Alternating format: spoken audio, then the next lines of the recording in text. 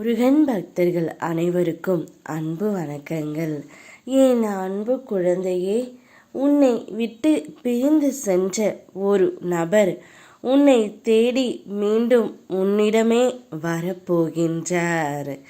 நானும் உன்னை கவனித்து கொண்டு தான் இருக்கின்றேன்.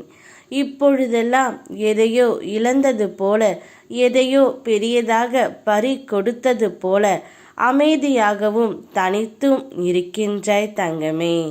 உன் முகத்தில் சிரிப்பு இருக்கின்றது, ஆனால் அது வெறும் உதட்டளவில் மட்டுமே இருக்கின்றது.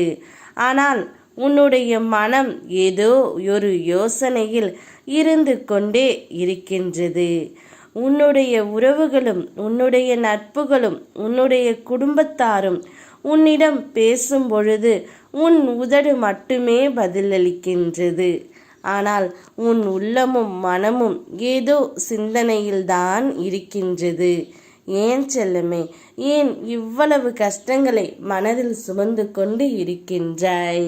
நீ யாரை நினைத்து கவலைப்பட்டு கொண்டு இருக்கின்றாயோ அந்த ஒரு நபர் தானாகவே உன்னை தேடி வரப்போகின்றார். நீ எந்த உறவை பிரிந்து இத்தனை நாட்களாக வேதனைப்பட்டு கொண்டு இருக்கின்றாயோ அந்த ஒரு உறவிடமிருந்து உனக்கு ஒரு நல்ல செய்தி வரப்போகின்றது.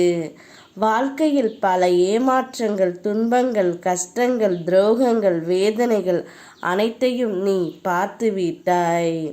நீ இப்பொழுது மட்டும் இவ்வாறு இடிந்து போய் உட்கார்ந்து விட்டால் எல்லாம் சரியாகி விடுமா தங்கமே?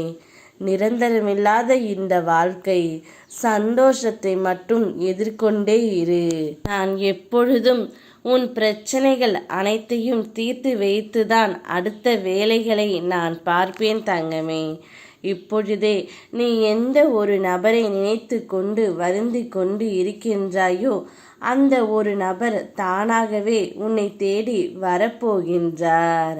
நீ அவருடன் சந்தோஷமாக இருக்கத்தான் போகின்றாய். அப்பொழுது நீ எனக்கு ஆனந்த கண்ணீருடன் நன்றியும் கூறப்போகின்றாய். சந்தோஷமாக இரு தங்கமே, யாம் இருக்க பயமேன். ஓம் முருகா.